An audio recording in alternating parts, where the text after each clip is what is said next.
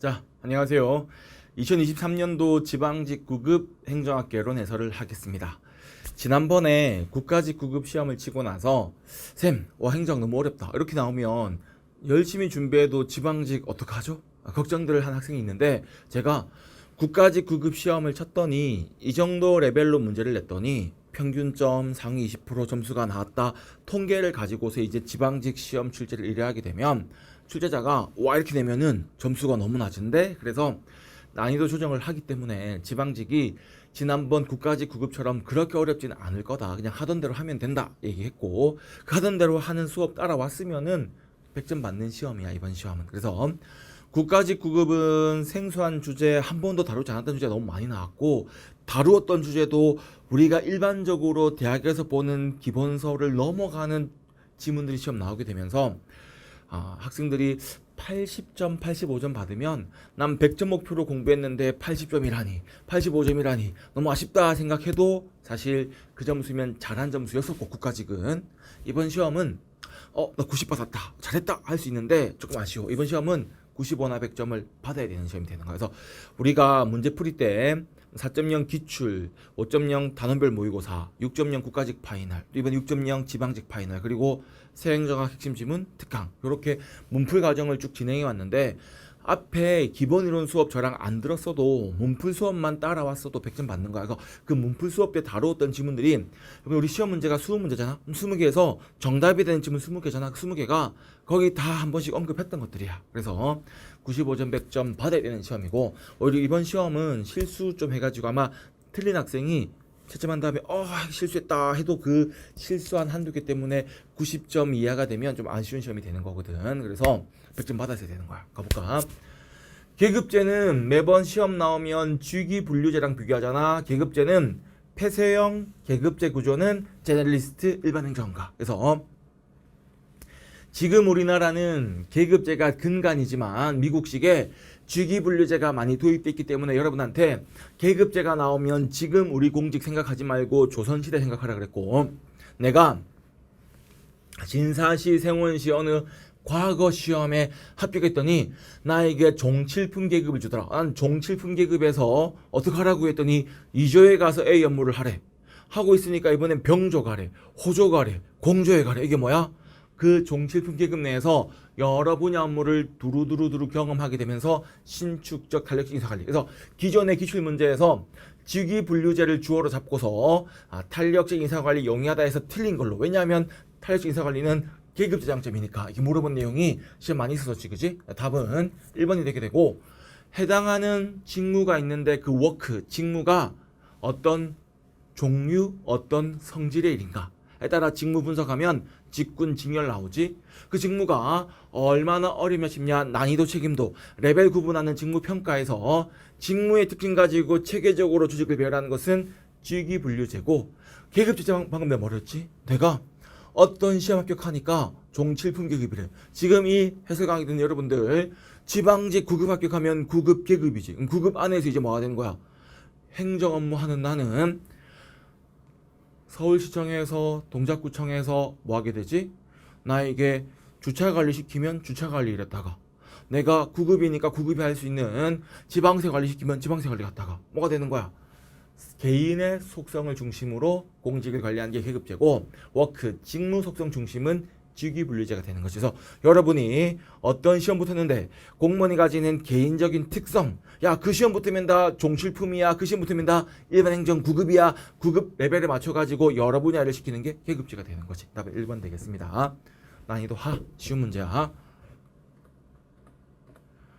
민츠버그 모형인데 너무 쉽게 물어봤잖아, 그지? 그래서 여러분한테 우리 뭐 했었지? 제가 민츠버그는 단기전사임. 그래서 민츠버그가 제시한 5가지 조직 뭐였지? 단순구조, 기계적 관료제, 전문관료제, 사업부 구조, 그리고 에도크라시 임시조직. 그래서 단기, 전사임 했고, 4번은 처음 들어보지, 그지? 그래서 4번은 기존에 설명한 적이 없어. 그래서 여기는 개념을 소개를 했는데 사실 뭐 민츠버그 모형이랑 상관없는 거고, 홀라크라시를 알아가지고 답은 4번 하는 게 아니라 민츠버그의 모형은 단기, 전사임, 단순구조, 기계적 관료제, 전문관료제, 사업구조, 임시조직, 에도크라시 되는 거 있지. 답은 4번. 난이도 하지, 그지? 우리가 민츠버그 모형에서 기계적 관료제의 특징, 에도크라틱 하나하나 다 공부했었는데 그 특징까지 안 가고 그냥 종류만 보고 끝나버렸죠. 3번으로 가겠습니다. 자, 혼합 주사 모형 했는데 우리 쿠바 미사일 위기 사건 뭐였지? 앨리스 모형. 그래서 하버드대 교수였던 그레이엄 앨리슨이 뭐라고 핵전쟁 가냐마냐 하는 쿠바 미사일 위기 상황에서 국방부 참모니까 정책결정 과정에 참가했다가 지난 13일간 벌어졌던 의사결정을 분석해봤더니 핵전쟁 가냐마냐 하는 위기 상황에서 오로지 국익만을 고려한 의사결정이 나올 줄 알았는데 아니었더라. 다른 3가지 모형이 공존하고 있더라. 앨리슨 모형. 사이버네틱스는 뭐가 되는 겁니까? 인공두뇌학. 예를 들어서 보일러, 자동 온도조절 장치. 그래서 여러분에게 우리 집 보일러 실내 온도 25도 유지에 주요 변수값 입력했더니 보일러에 달리는 센서가 정보를 수집해서 환류합니다. 실내 온도가 26도 내 가만히 있자, 25도 내 가만히 있자, 24도 내 설정된 값에서 이탈하는 순간 보일러는 입력된 매뉴얼, 행동, 반응 목록 따라 윙 돌아가는 게 사이버네틱스. 옳은 거 2번 답이네, 그지? 쓰레기통 모형 했는데 갈등의 준해결, 문제중심 탐색, 불확실성 회피, 표준 절차. 회사 모형이지, 그치? 그래서 회사 안에서 벌어지는 의사결정, 신차를 개발해 판매하는 어려운 문제를 분해해서 여러 하위 조직에게 나눠 맡겼더니 공장은 안전한 차를 만드는 것, 영업 조직은 차를 많이 파는 것, 각 조직마다 국한된 부서, 국한된 지역마다 합리적 의사결정 달라지더라. 그래서 갈등은 완벽한 해결이 아닌 준해결. 제한적 합리성하의 만족 모형의 연장인 회사 모형은 불확실성 회피를 위해서 단기적 관료 이전한다. 우리 회사 모형 할 때 단기적 관료 이전 많이 봤던 거죠, 그죠? 4번에 있네. 만족할 만한 수준 만족 모형. 그래서 여러분들의 이성 친구를 선택하는 과정에서 어렸을 때 꿈꿔왔던 완벽한 이상형이 아니라 그럭저럭 만족할 만한 사람과 사귀게 되는 거 예를 들면 설명했던 거지. 예시만 잘 생각해도, 그지? 옳은 거 찾는 건 답은 2번이고 난이도 하다. 1, 2, 3번 틀린 사람은 없을 거야. 1, 2, 3번에 틀린 사람은 이제 억울한 거지. 순간적으로 시험장에서 하고 지금 와보니까 별거 아닌 거거든. 그런 문제가 계속 나온다. 가볼까? 4번. 우리 행정학 공부할 때 우드로 윌슨이 행정학 탄생시킨 다음에 과학적 관리론 도입하면서 행정관리론. 얘가 1등이었지 제일 먼저. 1910년대. 사이먼 행태론 1945년. 이 행태론 행태주의가 2차 대전 이후에 번영과 성장의 시기에 미국 사회에서는 문제가 없었지만 60년대에 흑인 인권 운동 등 소용돌이의 사회 문제 벌어지면서 현실의 문제 해결에 도움이 안 되네. 와일도 프레드릭슨 마린이 미노 브루크의 언제였지? 1968년. 신공공관리론은 1992년. 70년대 복지국가의 재정위기 문제 벌어지고 나서 문제 해결을 위해서 그 후에. 그래서 연도다 우리가 공부해 봤었죠, 그렇죠? 그래서 순서대로 배열한 거 찾으면은 답은 이제 2번 되겠습니다. 자, 엘리트론과 다원주의 가는데 지금 옳지 않은 거 찾는 건데 여러분들 근데 뭐라 그랬었지? 밀스랑 헌터 구분하는 거 물어본다 그랬지. 그래서 밀스는 이름이 밀스 짝대기 쭉쭉 내려오니까 지위 접근법. 그리고 뭐 했었지? 명성 사냥꾼. 명성은 사냥꾼이었지, 그지? 명성은 사냥꾼 헌터. 그래서 명성 접근법은 밀스가 아니라 헌터 되는 거고 밀스는 지위 접근법. 그래서 우리가 엘리트로는 정책 결정 과정을 영향력 있는 소수가 주도한다. 그 엘리트들은 동질적인 배경 가진 자들끼리 똘똘 뭉쳐서 그들만의 이익을 추구하니까 일반 대중의 이익을 고려하지 않지, 그치? 다른 계층, 일반 대중에게 책임지지 않고 자신들의 이익을 추구하는 거고 밀스는 지위 접근법, 지위 짝대기 쭉쭉. 반면에 명성 접근법 헌터. 왜 그랬었지? 밀스가 먼저 지위 접근법을 통해서 미국 사회 전체 영향을 미친 중요한 정책을 누가 결정했을까? 그 중요한 결정을 할 수 있는 지위를 차지한 자가 엘리트다. 거기에 군산정 복합체가 있더라라고 했더니 3번에 있는 로버트 달이 난 다원주의가 맞다고 생각하는데 다원주의 실증 연구를 통해서 뉴헤이븐시라고 하는 어느 지역 사회에 중요한 정책은 시장님이 결정하더라. 정책 결정은 결국 엘리트가 하지만 관심 분야의 차이로 갑이란 엘리트는 환경 개발을 추구하고 을 엘리트는 환경 보호를 추구하니까 엘리트들의 관심 분야가 달라서 서로 다른 엘리트가 자신이 추구하는 바를 정책으로 만들려면은 시장에 당선돼야 되니까 서로 경쟁하게 되고, 경쟁 과정에서 정치인은 당선 위해서 표가 필요하니까 표를 찍어줄 시민들의 입장을 반영하게 되면서 최종 정책 결정은 어느 엘리트가 하겠지. 근데 그가 시장에 당선되어야 그가 원하는 정책이 도입되게 되고, 당선되기 위해 서로 경쟁하는 과정은 다원주의로 봐야 된다라고 말을 한 게 3번 지문이고, 그렇게 다원주의가 지역 사회연구하니까 플로이드 헌터가 자신이 살고 있던 애틀랜타시 지역사회 연구를 위해서 지역사회 주요 정책은 그 지역사회에서 명성 있는 소수가 담당한다. 그 명성 있는 소수가 누군지 봤더니 기업가들. 뭐라고 했었지? 애틀랜타시에는 코카콜라 본사가 있고, 애틀랜타시의 주요 정책은 코카콜라 사장에 영향을 미치게 되니까 기업 엘리트가 주도하게 된다 말하면서, 이거 이름 구분할 수 있는지 물어보니까 그래서 어떻게 하자고, 헌터는 명성 사냥꾼, 명성 접근법은 사냥꾼 헌터, 밀스는 짝짝 지휘 접근법. 그래서 17년도에 저와 같이 공부해가지고 국가직 7급 시험에 우정직 수석 합격해가지고 부산지방우정청에 근무하고 있는 학생이 나한테 쌤 명성 사냥꾼 하고 얘기했는데 내가 괜찮은 것 같아가지고 여러분한테 계속 얘기했던 거거든. 그래서 지휘 접근법, 명성 헌터, 사냥꾼 이렇게 얘기했던 게 답이 됐던 거야, 그지? 모의고사 풀어봤다. 이름 두 개 구분할 수 있는지 풀어봤고, 우리 바흐라흐 바라치의 무의사 결정은 처음에는 흑인의 인권 문제가 정책 결정 과정에서 다뤄지지 않는 걸 설명하기 위해서 협의 좁은 의미에서 정책 의제 설정을 설명하려고 하지만, 지금은 협의란 말 붙이지 않으면 그냥 무의사 결정하면 정책 과정 전반에 적용된다라고 말했었지, 그지? 답이 2번 되겠습니다. 여기서 짝대기하고 명성 사냥꾼만 알면 푸는 문제지. 자, 6번으로 갑니다.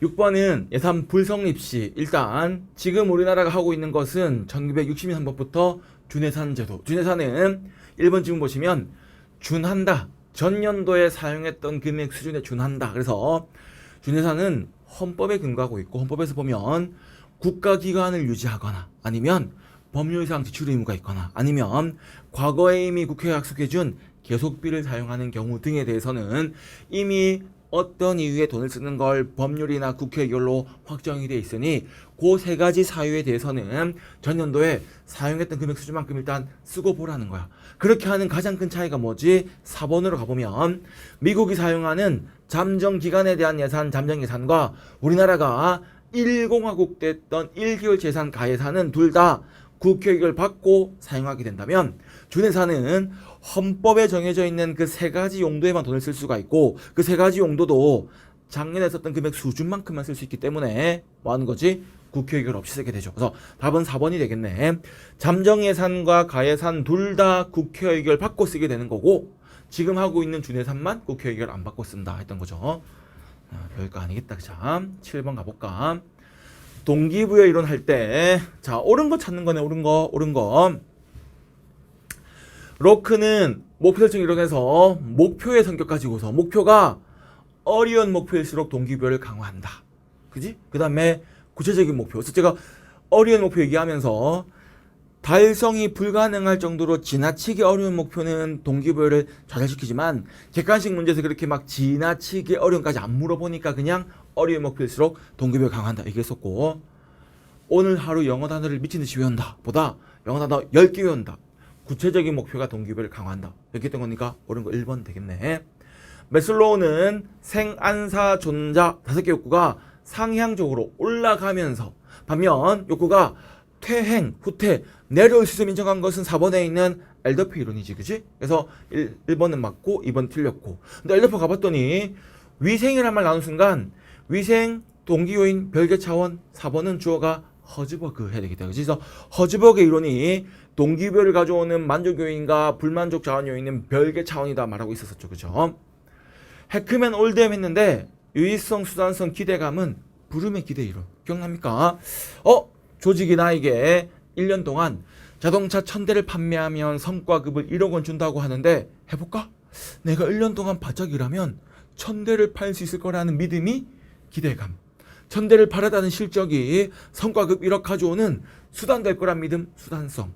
그 1억이 나한테 매력있지, 유의미성, 유의성. 세 가지가 다 있어야 동기부여 된다는 것은 부름의 기대 이론. 해크맨 올드햄은 내가 해야 될 일이 고차원의 일이네, 난 성장 욕구가 높은데 해볼게요. 성적이 높고 낮은 사람한테는 쉬운 일 맡게 되고, 이 일이 어려운 일인지 쉬운 일인지는 기술 다양성, 직무 정체성, 직무 중요성, 세계 평균 낸 다음에 곱하기 환자, 관리와 자율성으로 설명하고 있었죠. 동기부여 지수 가지고 설명했던 것은 해크맨 올뎀. 그래서 결과적으로 옳은 건 1번밖에 없겠다. 다 틀린 내용 되겠죠. 또 어려운 내용 없이 다 기술 문제 수준입니다. 자, 8번입니다. 품목별 예산 제도인데 얘는 우리가 어떻게 얘기했었지? 좀 쉽게 설명했을 때 제가 이렇게 얘기했었죠. 품목이라는 게 아이템이잖아. 아이템. 그래서 어머니께서 아들 마트에 가가지고 장 좀 봐라. 엄마 카드 주나? 그러면 내 아이스크림 다 먹어도 되나? 근데 엄마가 메모장을 적어놨어. 봤더니 소고기 10만원까지, 돼지고기 10만원치, 닭고기 10만원치 사와라 돼 있으면 소고기, 돼지고기, 닭고기 하는 아이템별로 쓸 수 있는 금액이 딱딱 정해져 있으면 난 아이스크림 사 먹을 수가 없어. 왜? 지출 품목에 아이스크림이 없잖아. 내 마음대로 물품을 구입할 수가 없네. 재량 통제. 소고기 시식해봤는데 마블링 우아이브 살살 녹는데 이거 쟁여두고 잔뜩 먹고 싶지만 10만원치까지밖에 못 사. 왜? 주어진 금액이 10만원이니까 지출 통제.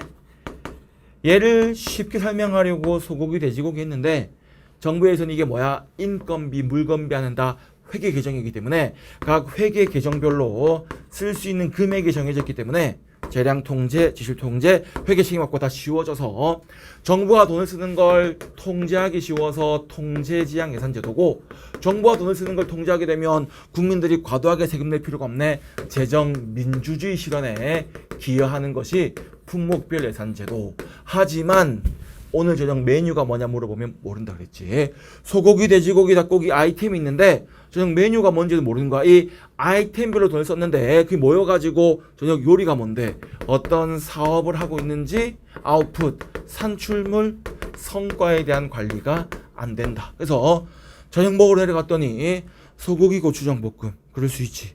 돼지고기 고추장 볶음, 어라? 닭고기 고추장 볶음, 이게 뭐야? 사업 간에 중복이 발생하는 걸 통제할 수가 없는 거야. 나는 그저 관료들은 아이템에 얼마, 아이템에 얼마, 아이템에 얼마만 쓰는 거지 그 아이템들이 모여가지고 어떤 결과들을 만들어내고 있는지는 알 수가 없다는 거야. 그래서 정부가 많은 사업들을 벌이게 되는 2차 대전 이후 복지국가로 가면서 그런 지출 통제 중심의 제도들이 산출 성과에 대한 고려가 안 되니까 PBS 성과 예산 제도로 넘어가게 되는 거죠. 거기서 사업의 지출 성과에 대해 파악하기 어렵다. 맞는 말. 책임 확보 통제 지향이다. 맞는 말.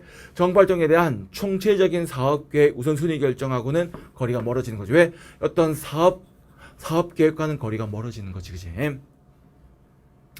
아이템별로만 예산짜다 보니까. 부패 방지, 행정을 통제하니까. 쌤, 여기서 이제 학생이 물어볼 수 있어. 쌤, 근데요, 능률성은 성과주 예산 아니에요. 봐봐, 여기 뭐냐면 능률이라는 게 인풋분의 아웃풋인데 지출을 통제하게 되면 그만큼 비용 감소하니까 비용 감소가 능률성에 기여한다. 절약과 능률이라는 개념에서 이야기하고 있는 거야. 이런 목적이었다는 거지. 하지만 실제 이제 운영을 해보니까, 그러니까 도입할 때는 비용 투입을 최소화하면 능률성에 기여할 테니까라는 목적으로 도입을 했어. 근데 해보니까 얼마를 썼다는 건 확인이 되는데 아웃풋이 확인이 안 되니까 결과적으로는 효율성 판단이 어려워진다는 거야. 그래서 지금 여기 옳지 않은 건 답은 2번이야. 사업에 대한 관리가 안 되는 거지. 아이템별로 짜니까. 여기 보시면 제 해설지에 4번 부분에 보면 지출을 통제하면 비용 절감이야. 비용이 절감되면 투입이 감소하니까 능률성 향상에 기여해. 이런 목적으로 도입을 했어. 그런데 막상 운영을 해보니까 산출 성과 측정이 안 되니까 뭐가 돼? 효율성 판단이 어렵다는 문제점을 가지더라 말하는 거지. 도입의 목적하고 운영해본 결과는 다른 거잖아. 그지? 그렇게 보면 되겠습니다. 혹시 이제 이 능률성이라는 단어가, 능률이라는 단어 자체가 조금 애매했던 학생들은 그런 취지에서 도입할 때는 비용 절감이니까 능률에 기여한다라고 생각하고 도입을 했던 거야. 근데 운영해보니까 뭐가 되는 거지? 아웃풋 측정이 안 되니까 능률성의 측정이 어렵다는 거지. 그래서 PBS로 넘어가게 되는 거야. 9번 시험 나왔네 드디어. 근데 풀었잖아. 여러분한테 뭐라 그랬지 계속.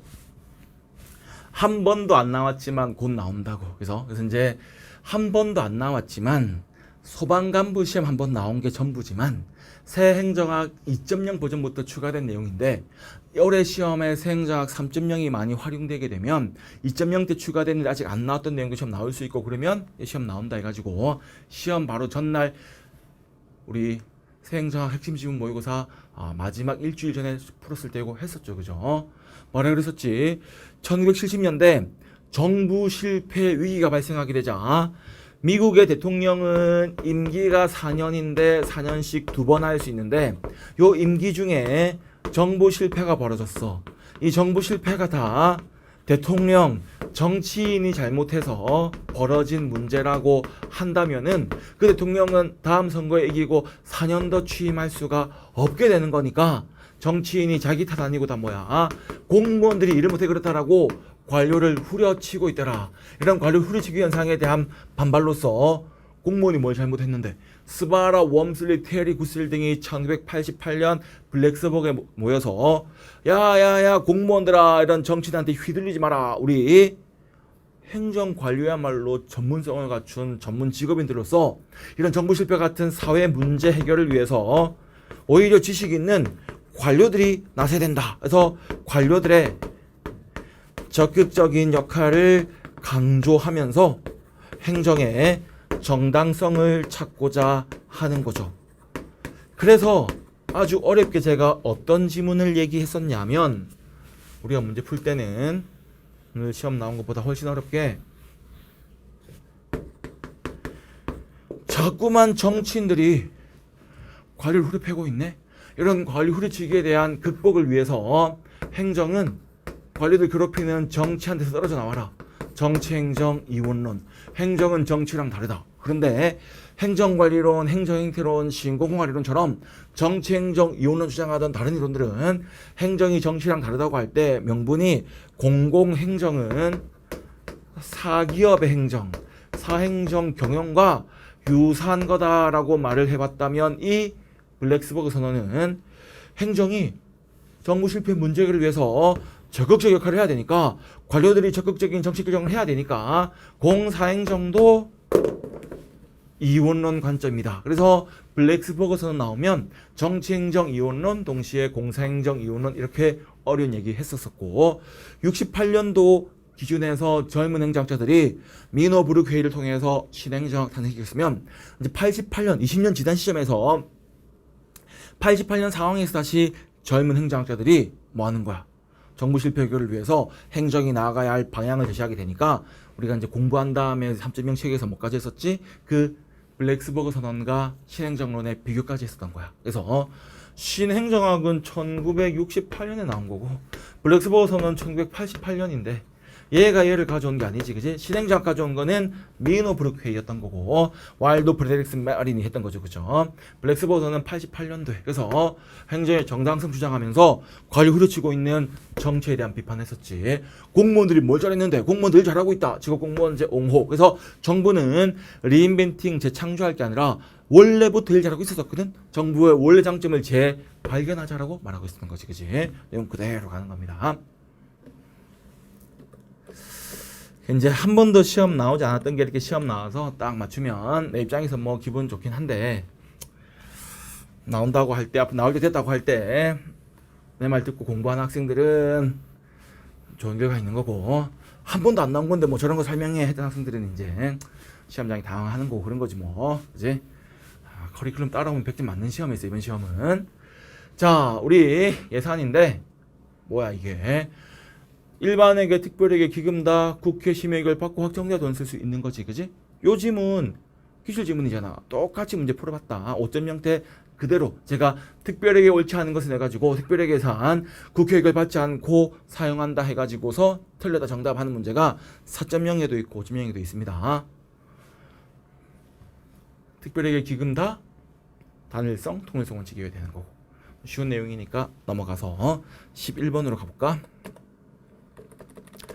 자, 지방정부 사무 오로지 그 지역의 고유한 그 지방자치단체만의 고유한 사무 서울시에서 오로지 서울시에 있는 고유한 서울시립대 관리 서울시가 자기 돈으로 알아서 하면 되고 국가와 지방의 공동의 관계 국가천인 한강이 범람하면 국가 전체 범람이니까 국가적 손실인데 한강에 인접해 있는 서울시가 당장 피해보니까 서울시라는 지방자치단체 위임하면 단체 위임 사무. 그럼 그 자치 사무와 단체 위임 사무까지는 지역의 중요한 사항을 의사결정하는 지방의회가 관여할 수 있기 때문에 지방의회가 만드는 조례로 통제 가능.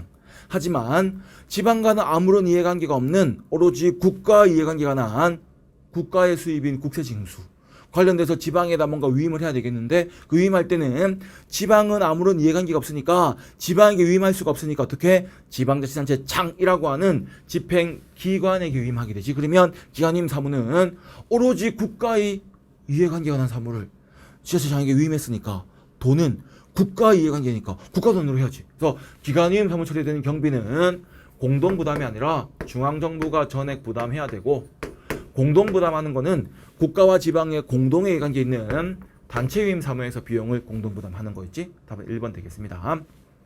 그 다음에 지방의회는 자치사무와 단체 위임 사무까지는 관여할 수 있으니까 조례 제정 가능. 근데 오로지 지방자치단체장인 집행기관에게 위임된 기관임 사무는 의회는 관여할 수 없으니까 조례 제정 불가능 되는 거고 오로지 그 마을에 있는 고유한 사무자치사무는 그 마을에서 알아서 할 문제니까 지방이 알아서 일하게끔 냅뒀는데 사후적으로 확인해봤더니 위법행위다 하면 그제서야 사후적으로 합법성 의지 통제하는 거고 사전적으로 그저 부당한 거 아닌가 이런 건 관여하는 게 아닌 거다 되는 거죠. 그래서 이제 옳지 않은 건 1번 되겠습니다. 자 12번 갑니다. 대표 관련제 뭐였지? 시험 봐가지고 공무원 뽑았더니 미국에서 흑인이 백인이 이기고 공무원 되기가 힘들어. 어떻게 하자? 시험 봐서 성적순 뽑는 실적주의 가치가 공직 운영에서 다양성을 반영하지 못하니 출신 집단, 소외계층에 대한 배려를 통해서 야 시험 좀 못 쳐도 괜찮아. 흑인끼리 시험 봐서 너네 중에 몇 명 뽑아줄게. 우리 뭐였지? 공무원 일반 행정 100명 뽑는데 96명은 비장애인끼리 경쟁해서 96명 뽑고 4명은 장애인끼리 경쟁해서 4명 뽑자. 그래서 임용 전에 흑인, 장애인 같은 사회적 구성의 대표성이 공무원 된 다음에 자신의 출신 집단 이익을 반영하는 행동을 할 거라고 전제 가정하고 있는 거였지. 그런데 우리 사회 인구 비율 반영했을 때 비장애인 수험생들이 96대 4 정도로 장애인을 우대하는 거에 대해서는 그래 그 정도 이해할 수 있다 인데 50대 50 해버리는 순간 지나치면 역차별 갈등이 발생할 수 있죠. 엽관주의의 부패 변질 해결을 위해서 실적주의가 초래하는 사회적 다양성을 반영하지 못하는 문제 해결을 위해서 대표관료제. 그래서 대표관료제는 실적주의의 문제를 해결하기 위해서 부합한다는 말은 틀린 거죠. 그죠? 그래서 문제 풀었었잖아. 제가 어떻게 문제 냈냐면 대표관료제는 엽관주의 한계를 극복하기 위해 도입되었다. 실적주의의 한계의 문제점을 극복하기 위해서. 실적주의 문제점을 극복하기 위해서. 근데 부합한다고 틀린 말인 거지. 답은 2번 되겠습니다. 킹던의 정책 흐름 모형이 정책의 창이잖아. 정책의 창 뭐가 생각나? 우연한 계기에 의한 의사결정 쓰레기통 모형을 정책 의제 설정에 응용하면서 뭘 예를 들었었지? 장애 아동에 대한 성폭력 문제가 있더라. 해결책은 공소시효 폐지하는 거다. 정책 흐름, 정책 대안의 흐름. 이때 의사결정 기회로서 정치 흐름. 세 가지 흐름이 주도자가 달라서 각자 다른 행위자가 주도하기 때문에 각자 독자적 흐름 형성하다가 영화 도가니 개봉 같은 우연한 계기에 결합해서 정책 의제 설정을 설명한다. 니은 디귿이 맞는 말이네. 신념 체계하는 순간 뭐가 생각나? 정책 지지자연한 모형. 그래서 제주도 강정마을의 해군기지 건설 찬성합니다. 지지연합. 반대합니다. 지지연합. 대립 속에서 정책 학습을 통한 정책 변동이 발생함을 설명했었죠. 이 기억번은 정책 흐름 모형 정책의 창과 아무 상관없는 이야기 되겠습니다. 14번으로 가서 똑같잖아. 그지? 똑같아. 이게 지금 우리 세행정 3적인 문제 똑같았지. 내가 낸 거랑 뭐였어? 합리성은 수단이 목표에 도움되는 정도. 우리 재작년 지방직 9급에서 베버가 근대사회에서 강조한 합리성은 수단이 목표에 도움되는 정도. 시험 나왔던 단어고 맨날 답되는 게 뭐야? 비용 고려하지 않은 목표 달성도는 효과성. 최소한의 비용 대비 최대한 산출이 능률성인데 행정학책은 능률성, 효율성 구분하지 않기 때문에 효율성이라고 해도 맞는 말 된다. 효율성 안에 투입 대비 성과, 투입 대비 산출 보는 거니까. 그러면서 이제 그 행정가치 파트에서 행정학책이 책임성 얘기를 하고 있어요. 제가 행정가치 물어보면서 책임성 같이 물어보면서 자율적 책임과 제도적 책임 구분했고, 자율적 책임은 공무원이 양심, 직업윤리에 입각한 책임, 자발적인 책임이고, 법, 제도에 의한 제도적 책임과 구분했었지. 민주성이라는 게 정부 조직 안에서 정부가 일을 하는데 이때 일단 정부와 정부 외부에 있는 시민사회 관계에서 시민 요구에 대한 반응 대응성과 시민에게 책임지는 책임성 같은 대외적 민주성이 있는데, 이것만 있는 게 아니라 정부 안에서 상사와 부하 직원 사이에서 상사가 부하 직원 의견 존중하는 부하의 의사가 상관에게 전달, 하위 상달식 참여 같은 정부 내에서의 대내적 민주성이 있다. 4번 있다 하고 있죠. 답은 2번 되는 거고, 똑같은 문제 같은데 우리 세행장 핵심 지문 모의고사하고 6.0 때 풀어봤던 문제 똑같은 문제 같은데,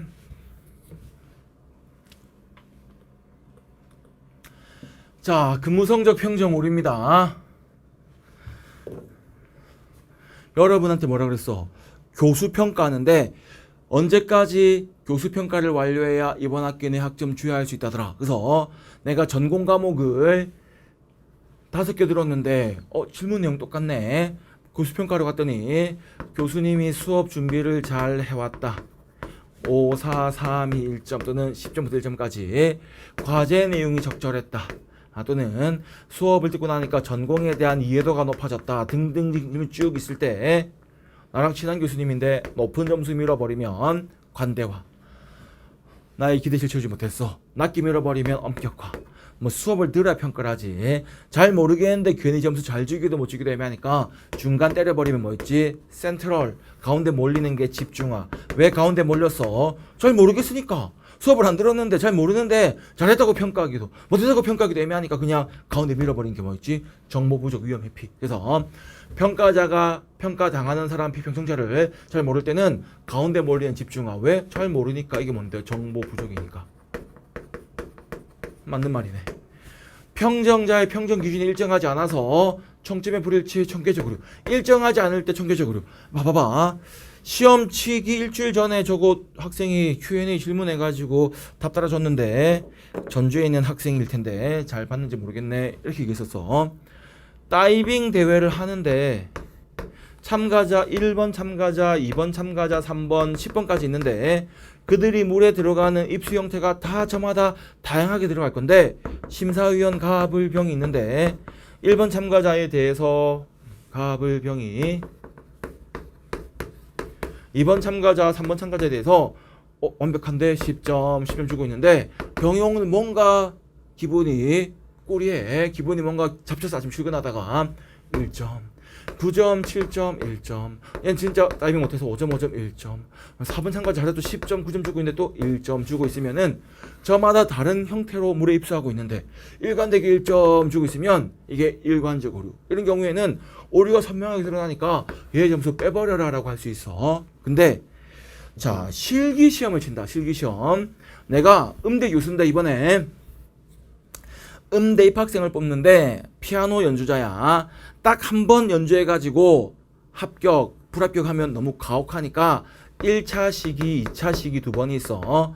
시험 참가자 1번 학생이 피아노를 치는데 완벽하게 똑같이 두 번 쳤어. 10점 만점에 처음에 10점 줬는데 두 번째는 똑같이 쳤는데 내가 뭐 기분 나빠가지고 몇 점을 줄까? 5점을 줬다. 그러면 총점 7.5가 나오게 되는데, 아니 두 번째도 똑같이 완벽하게 쳤으면은 똑같이 10점을 줘가지고 총점 10점이 돼야 되는 건데 일관성 없게 말이야.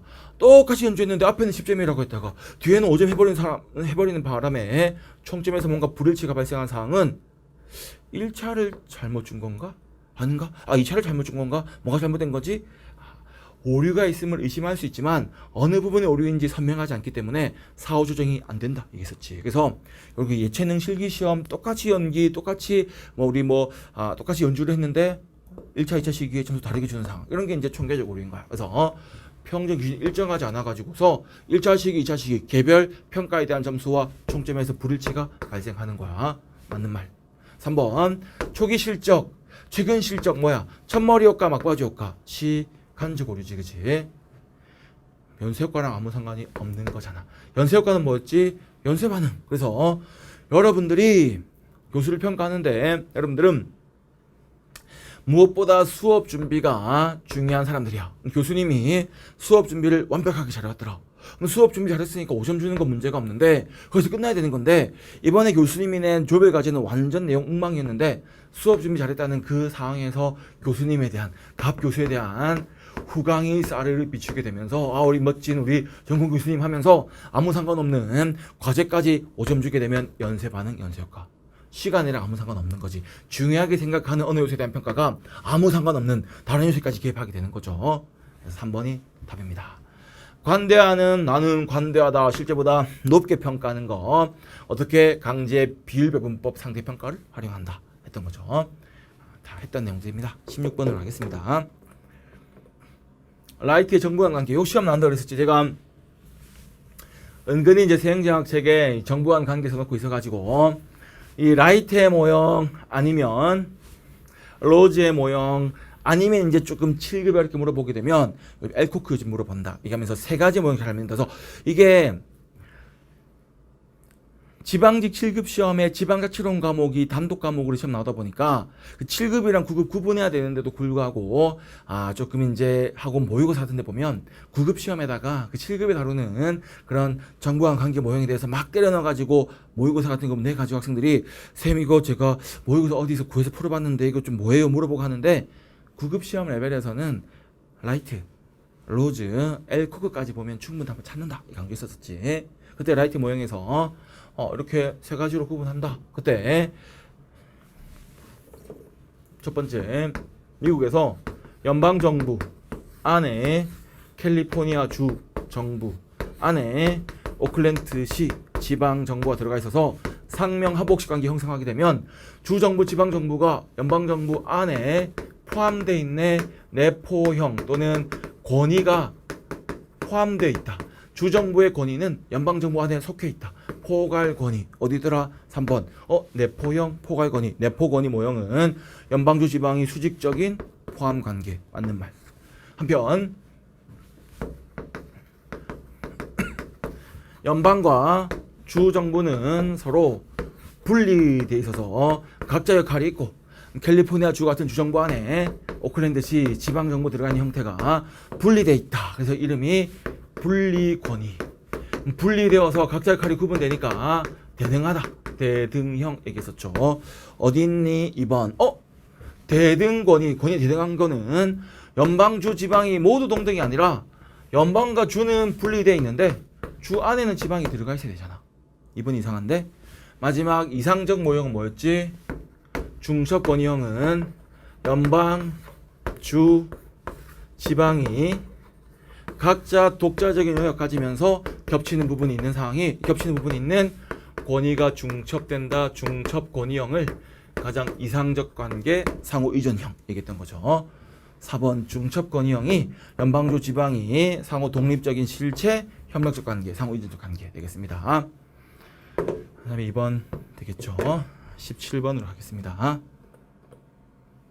변혁적 리더십은 연계지 기억나죠? 그래서 정부 실패라는 국가적인 위기 상황에 대처하기 위해서 대통령 같은 최고 관리자가 활용하게 될 변혁적 리더십은 카리스마, 리더에 대한 롤모델, 이상형, 자발적인 참여,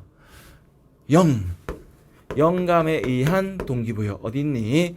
함께 이루고 싶은 미래 비전 제시하면서 우리 함께 이런 비전 한번 해보지 않을래? 같이 한번 노력해보자. 영감에 의한 동기부여.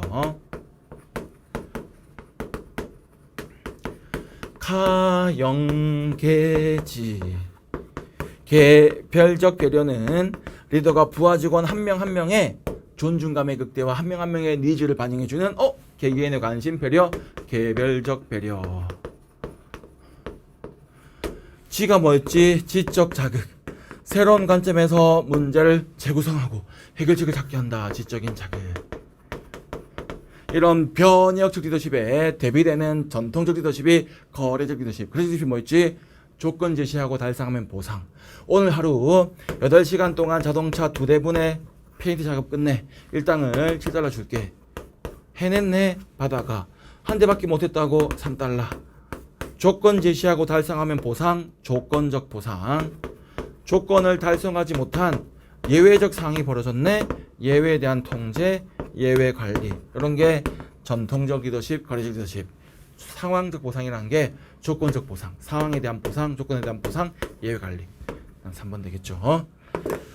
자, 18번 이 풀어봤던 건데 얘도 뭐였어? 물론 갑자기 무어라고 하니까 여러분들이 낯설 수 있는데 내 시험 나온다 그랬지. 한 번도 안 나왔지만 수행자학 3.0 특강 마지막에 했었지. 공공가치관리론. 이때 어떤 일이 있었었지. 자, 19번 20번이 금방 끝나니까 판사할 거 없거든. 잠깐만 18번만 잠깐 보면 3.0 체계에서 표 제시하면서 문제풀이 할 때마다 요 파트 이해시키려고 제가 칠판에 계속 적었던 게 신공공관리론 개혁은 복지국가의 재정위기 문제결을 위해서 정부가 스티어링 방향 잡기와 로잉 집행 기능을 다 감당할 돈이 없으니 둘을 분리시켜서 정부가 로잉 기능을 시장으로 넘기면서 작은 정부를 추구했고 그 과정에서 정부는 경제적인 측면에서의 효율성, 생산성의 가치를 추구했고 그 과정에서 민간 기업의 관리 기법 도입을 통한 정부의 효율성, X비율성 같은 정보 실패 문제 해결을 위해서 정부를 기업처럼 운영하면서 정부를 국방 치안 같은 공공 서비스의 생산자, 공급자, 시민을 그런 공공 서비스의 구매자로 인식하면서 고객 지향적 행정을 추구했었어. 이런 개혁을 하고 나서 보니까 순기능도 있지만 역기능 문제점이 있더라. 특히 정보 역할을 분리해서 작은 정보로 갔더니 민영화 등을 통해서 시장으로 넘겨버린 부분에 대해서 관리 통제가 안 되면서 책임 확보의 어려움. 작은 정보로 가면서 정부의 기능이나 조직 구조, 인적 구성 등을 축소했더니 위기사항에 대처가 안 되네. 위기사항에서의 대응 능력의 부족 문제. 그래서 뭐가 나옵니까? 안 되겠다. 스티어링, 로잉 쪼개지 말고 정부가 다시 다 하자. 재집권화. 다시 시장에 대한 규제를 강조하는 재집권화, 재규제에 홀 거버먼트, 얘를 좁은 의미에서 신공공관리론 부르게 되는 거고, 경제적인 효율성을 추구했더니 인풋분의 아웃컴으로 측정이 어려운 공공 부분의 고유한 가치들이 경시되더라. 그래서 뭐가 나옵니까? 행정활동 과정에서 지켜야 될 윤리 가치를 강조하는 행정윤리론이 이미 대학교에 소개돼서 시험 많이 나왔었고, 그리고 공공가치를 관리하자. 이 공공가치 관리는 이번 시험 나왔네 드디어. 한편 정부를 공급자, 시민을 구매자로 봤더니 주권자인 시민을 돈 내고 물건 사는 손님 취급하고 있네. 시민 가치의 훼손이 벌어지게 되면서 어떻게 하자고 그랬었지. 주권자인 시민이 직접 참여해서 공익을 요청하면 관리는 그 과정에서 봉사하는 거야. 신공공 서비스로 나오게 되는데, 공통적으로 신공공관리론에 역기능 해결에 등장하게 되니까 모아서 신공공관리론 이후에 새로운 논의 포스엠펜 말하게 되고, 그 여러분한테 다음 중 탈신공공관리론 옳지 않은 것은 물어보거나, 공공가치관리론 옳지 않은 것 물어보거나, 신공공서비스론 옳지 않은 것 물어보거나, 셋 다 시장지향적 개혁인 NPM의 역기능을 해결하기 위한 대안으로 등장한 거니까 얘들을 주어로 잡고 옳지 않은 거 물어봤는데 신공공관리론 자체 특징 들어가 있으면 이게 답이다 얘기했던 거잖아. 공공가치 창출론, 공공가치관리론 그건가? 신공공관리론 계승은 문계승이야. 얘가 문제 일으키니까 해결하러 도입한 건데. 그래서 행정의 수단이 아니라 행정의 목적으로서 공공가치를 강조하는 거잖아. 그래서 행정이 목표 달성을 위해서 최소한의 비용으로 효율성, 생산성 이게 중요한 게 아니라 공공부분이 추구해야 될 고유한 가치, 민주성, 형평성, 공익 같은 가치를 확보해야 되고, 자 맥락이 같은 맥락이라 그랬지. 그래서 여기 신공공 서비스론 할 때 주권자인 시민이 직접 공익을 요출하면 관련 그 과정에서 그저 봉사할 뿐이다 얘기할 때 시민이 직접 공익 요출하듯이 공공가치관리론도 이런 공공가치를 재정립할 때 시민의 직접 참여. 그래서 우리 마지막에 앞으로 시험 나올 수 있다고 하면서 이런 내용 이어서 수기 민주주의 설명하면서 제가 수기란 말이 심사숙고할 때 깊이 고민한다, 토의한다. 누가 고민하고 누가 토의하는데 시민이 직접. 그래서 수기 민주주의 이꼴 시민의 직접 참여, 직접 민주주의 말하게 되는 거고 이런 가치가 다 직접 참여를 통해서 공공가치를 만들어내고 직접 참여를 통해서 공익을 만들어내고 다 관여되는 거기 때문에 같은 맥락에 서 있다. 그래서 여기 보시면 행정의 정당성 극복을 위해서 공공가치. 이때 이제 이 말이 어려운데 이런 어려운 말을 일단 스킵해. 정부 관리자들은 그런 공공가치 실현해. 그저 경제적인 측면에서의 효율성, 생산성 요게 중요한 게 아니라 공공가치를 강조하고 있는 거지. 뭐가 되는가? 신공무원을 비판하며 등장하는 거죠. 계승이 아니라. 답은 3번 되겠습니다. 근데 전략적 삼각형은 뭐냐면 그래서 이런 공공가치를 정부가 잘 도출해야 되고 시민 참여를 통해서 그 공공가치에 대해서 잘 만들어내야 되고 이 공공가치에 대해서 시민사회로부터 지지가 있어야 되고 그런 공공가치 실현을 위해서 정부 내부 운영을 잘해야 되고 그 세 가지가 결합되어야 공공가치가 관리된다. 그 세 가지를 한 개, 두 개, 세 개 요소니까 전략적 삼각형 세 가지 요소 말하게 된 겁니다. 그래서 뭐 2번보다는 3번 답이 되는 거죠. 여러분한테서 제가 이제 한번 난 이렇게 시험 냈었어. 공공가치 관리론 옳지 않은 것은 해서 보기 지문 1번에서 제 모의고사에서는 신공공관리론 특징인 경쟁, 성과, 시장원리 활용한다. 답이다. 근데 학생이 쌤 왜 시장원리랑 관련 없죠? 야 신공공관리론 비판하고 등장한 거니까 보기 지문에서 신공공관리론 특징 적혀 있으면 틀린 거야 이렇게 얘기했었었는데 안성의 수업하고 질문했던 학생 맞췄겠지. 분명히 내가 대비되는 거다 얘기했었으니까 19번으로 갈까? 알상추분규. 알몬드 파웰은 알상추분규. 제가 상추는 상추밖에 없다. 알몬드 파웰의 상징 추출. 그중에 보기 지문에 있는 것은 상징 정책. 그래서 로이가 처음에 로구 재분규 중에 재분배 분배 규제. 리프리 프랭클린은 경규 보규 분배 재분배 외국방 정책 구분하고 있죠. 알몬드 파웰에만 있는 것은 상추, 상징과 추출. 그중에 보기 지문 1번 상징 정책. 마지막 20번. 얘도 7급 시험에 2009년 국가직 7급 나온 이래로 9급은 나오지 않았기 때문에 제가 행정학 100점 맞기 무료 특강에다가 와그너, 피콕, 보물 설명을 다 했는데 1번, 2번, 3번 몰라도 파킨슨은 9급 학생들 첫날 다 설명하잖아. 뭐 있어? 파킨슨 법칙은 철수씨 다크서클이 왜 이래? 경무에 시달리고 있네? 같이 일할 동료 좀 뽑아줄까? 싫어요. 부하 직원 뽑아주세요. 그래서 부하 직원을 뽑아줬더니 부하 배정의 법칙. 그 부하 직원이 조직에 잘 적응하는지 부하 직원을 관리 감독하는 비본질적 업무, 조직의 생산성과는 무관한 비본질적 업무들이 증가하는 업무 배정의 법칙. 그래서 두 가지가 상호작용하면서 조직은 매년 5.75%씩 팽창하게 된다. 그래서 이 두 가지 요소 때문에 조직이 커진다 해야 파킨슨 법칙인데 관료가 예산 극대화 추구하고 있는 것은 리스카넨의 예산 극대화 모형 했던 거죠. 그죠? 그래서 앞에 내용 몰라도 4번 답 찾을 수 있는 거야. 1번에 있는 바그너는 국민소득이 1만 불에서 2만 달러로 증가하게 되면 이런 경제가 성장하는 상황 속에서 국민소득 증가만 있는 게 아니라 뭐야? 환경오염 같은 노동착취 같은 각종 사회 문제가 발생하게 되면 국민소득이 플러스 1만 불 증가한 것만큼 국가가 해결해야 될 문제가 더 많이 증가하게 되면서 뭐야? 정부가 해야 될 일들은 이것보다 더 많이 더 크게 증가하게 된다. 그래서 경제가 발전하면서 국민들이 요구하는 문제 해결해 주기 위해서 공공서비스 공급은 더 크게 증가한다. 와그너의 경비 팽창 법칙. 피코가 아니지만은 평상시에 100억 원의 예산을 쓰고 있던 나라가 전쟁이 벌어져서 전시 물자 동원 등을 위해서 100억 더 200억을 썼다. 그럼 전쟁이 끝났다. 그럼 정부는 다시 예산이 100억으로 내려가야 되는데 한번 문지방 넘어가면 안 내려온다 그랬지. 그래서 100억 쓰고 있다가 한번 200억 올라가게 되면 전쟁 끝나면 다시 원래 수준으로 내려와야 되는데 내려오지 않고 계속 200억 높은 수준 유지하다 보면 전시 물자 공급에 썼던 100억 원은 전쟁이 끝나면 뭐야?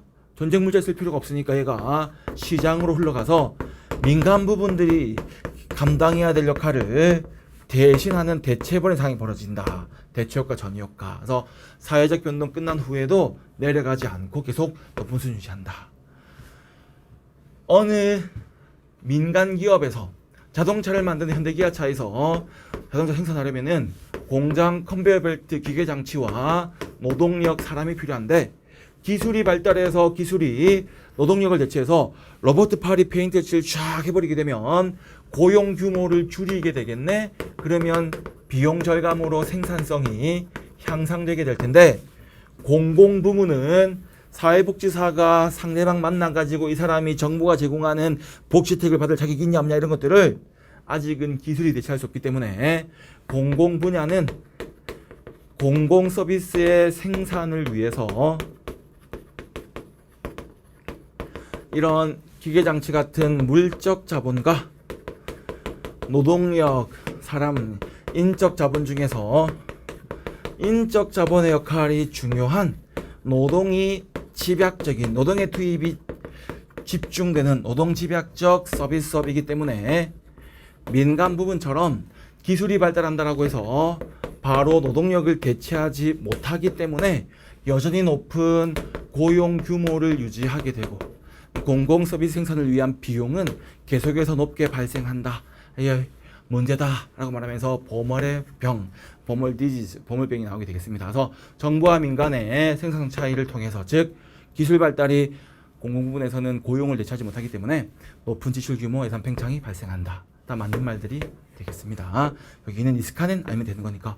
근데 얘들 백젠마키 특강 안 들어봤어도 파킨슨 법칙하고 익숙한 답 찾는 거잖아, 그지? 그래서 수업 문제를 봤는데 일단 제가 이제 저하고 공부를 안 한 학생들은 공공가치관리론하고 행정재정립운동이 이게 뭐야 처음 보는데 할 수 있는 거고 저는 그 두 주제가 이제 올해 시험 나올 때가 됐다. 그래서 설명을 4.0, 5.0, 6.0 다 설명을 했기 때문에 저하고 공부한 학생은 처음 보는 주제가 하나도 없는 거야. 그리고 정답을 찾는 방식도 비슷했고 그래서 실수 없었으면 100점 받았어야 되는 거다. 그치? 그래서 100점 받아야 되는 거고 좀 생소했던 공공가치관리론도 신공공가리론 대비된다고 이렇게 매번 판서해가면 설명했던 거니까 답을 찾았을 거라 생각을 합니다. 그래서 평이한 출제였고 이제 이게 이전처럼 상대평가 방식이면은 평균이 올라가니까 조금 뭐 좀 이제 뭐 그 점수를 잘 받은 매력도 없을 수 있지만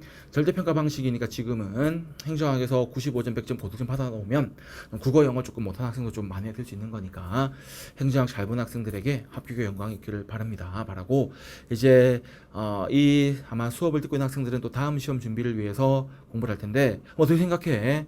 암기가 하나도 없어. 물론 알상추 문제 이렇게 암기 얘기한 거는 설명 다 한 다음에 이제 문제를 빨리 풀려고 단수 암기 얘기한 거지만 다 이해야. 그잖아. 다 이해하는 거잖아. 그러니까 지금 이제 판서하는 거 다 보면 흐름을 이해하는 거잖아. 그치? 그래서 흐름만 잡아가면 되는 거잖아. 그러니까 행정학은 누군가 예전에 여러분들의 합격 수기에서 행정학은 암기 과목이다. 행정학은 잃어버리는 속도보다 더 빨리 때려봐가지고 무조건 암기하는 거다. 막 문제만 풀고 틀린 질문만 막 암기하는 거다. 이렇게 얘기하면 아니야. 아니지, 그지? 행정학은 이해하는 과목이야. 그래서 최대한 내가 이해하는 범위가 많아질수록 단수 암기 넘는 거야. 그래서 이번 수능 문제는 평상시에 책 읽으면서 이해한 대로 풀면 다 풀리는 거야. 억지로 암기하는 거 없는 거다. 그래서 이해 위주 학습을 해야 되겠죠, 그죠? 이렇게 보고 일단 해설 여기까지 하고 시험 본다고 수고 많으셨습니다. 좋은 결과 있길 바랍니다.